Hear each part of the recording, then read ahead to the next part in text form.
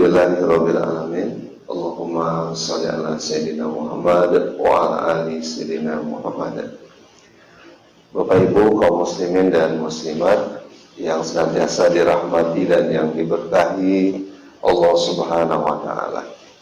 Kembali kita bersyukur atas nikmat umur yang kemudian diberi pula kesempatan untuk beribadah pada hari ini.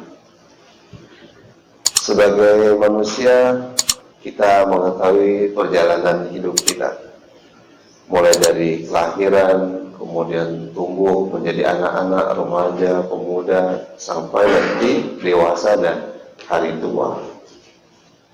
Melanjutkan kajian tematik kita terkait dengan ekonomi syariah, maka ada yang perlu kita persiapkan juga tentunya di saat kita sudah tua.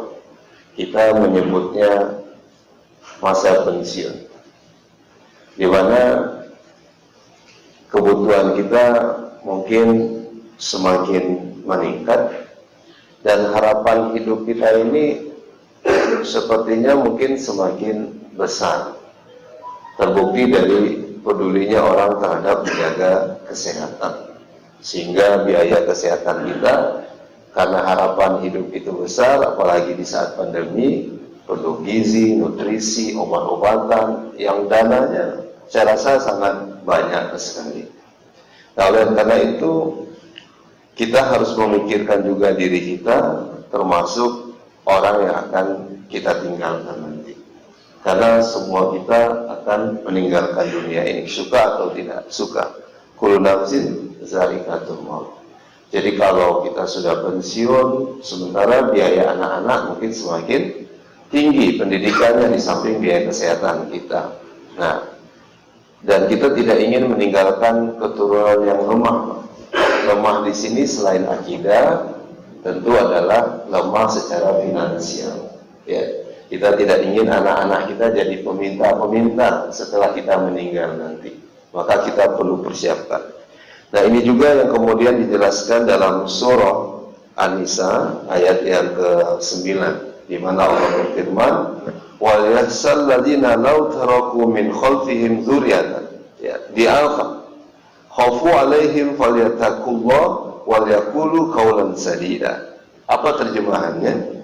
Dan hendaklah takut kepada Allah orang-orang yang sekiranya mereka meninggalkan keturunan yang lemah di belakang mereka, yang mereka khawatir terhadap kesejahteraan mereka.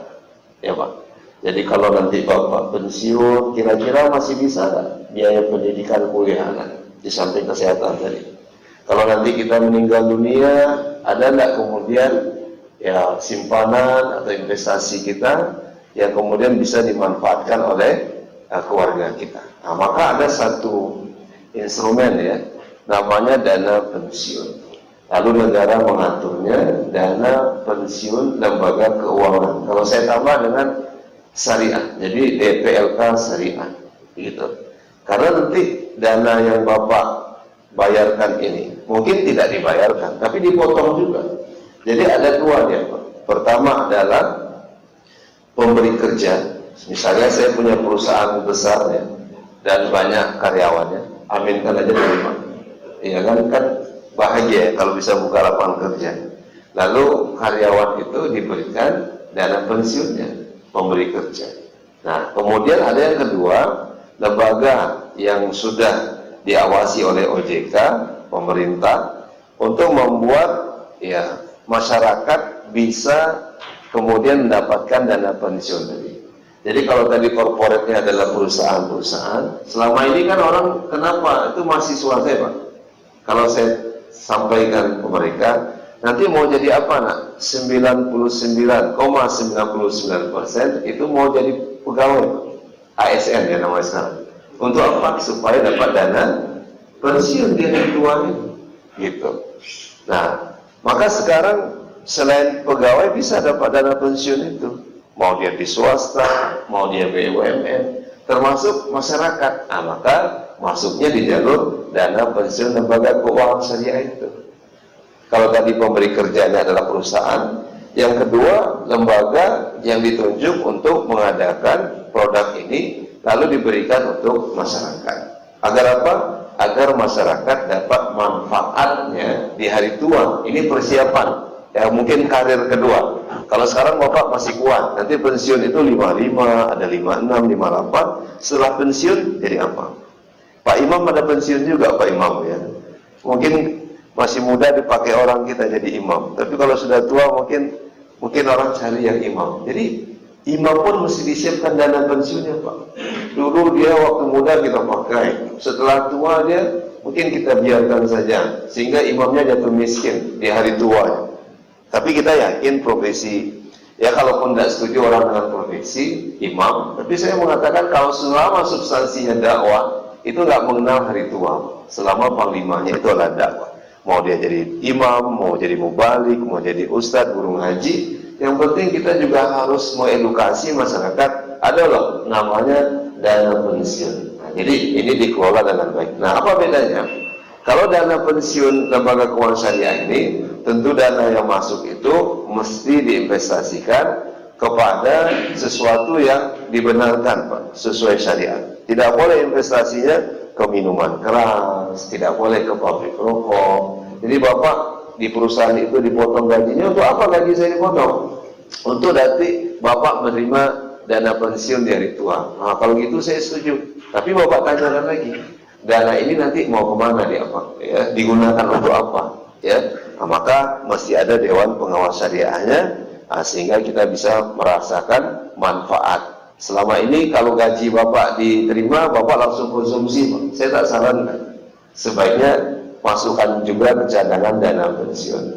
Investasi yang mungkin kita nggak ada ahlinya, maka DPLK itu sebagai motorin pengelolanya, sebagai yang investasi dana kita. Sementara kita adalah orang yang mengalokasikan dana kita. Jadi nggak semuanya untuk dikonsumsi. Tabungan, nah, kemana dia perginya? Nah, kepada sesuatu yang dibenarkan. Mungkin itu disebut dengan reksadana syariah, kemudian investasi yang halal. Nah, sekarang orang berpikirnya Pak, nanti kalau hari tua lain lagi cerita, penting hidup ini jalankan saja. Nah, sementara kita tidak mau meninggalkan ya keturunan yang lemah. Di barat itu orang mindset Pak, tapi bagi kita ya rezeki itu ada saja. Tapi kan kita diberikan akal untuk mempersiapkan segala sesuatunya dari sekarang. Jadi bukan harus Bapak konsumsi, beli rokok satu slop aja gitu. Pokoknya kemudian beli minuman terus, tidak. Seharusnya cadangkan juga dana pensiun. Kemana? Kepada dana pensiun lembaga keuangan syariah Pak. Jangan sampai jatuh pada konvensional, jatuhnya nanti riba. Nah, ini yang kita khawatirkan. Kenapa harus syariah? Karena dia sudah diawasi oleh Dewan Syariah. Mudah-mudahan di hari tua nanti kita tetap sejahtera ya Pak. Dan keturunan kita sebagaimana surah An-Nisa tadi juga sejahtera. Selama kita bisa mengelola keuangan kita lebih baik lagi. Demikian sekedar informasi buat kita semuanya. DPLK adalah dana pensiun lembaga keuangan syariah. Semoga bermanfaat. Bapak bisa kunjungi BSI, Bank Syariah Indonesia. Ada nggak produk DPLKS di sana?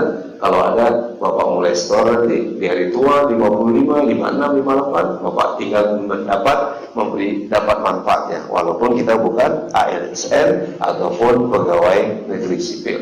Terima kasih. Demikian yang bisa saya sampaikan. Kita lanjutkan Selasa depan, masih berkaitan dengan ekonomi syariah. Subhanallahumma wa bihamdika asyhadu an la ilaha illa anta astaghfiruka wa atubu ilaik. Assalamualaikum warahmatullahi wabarakatuh.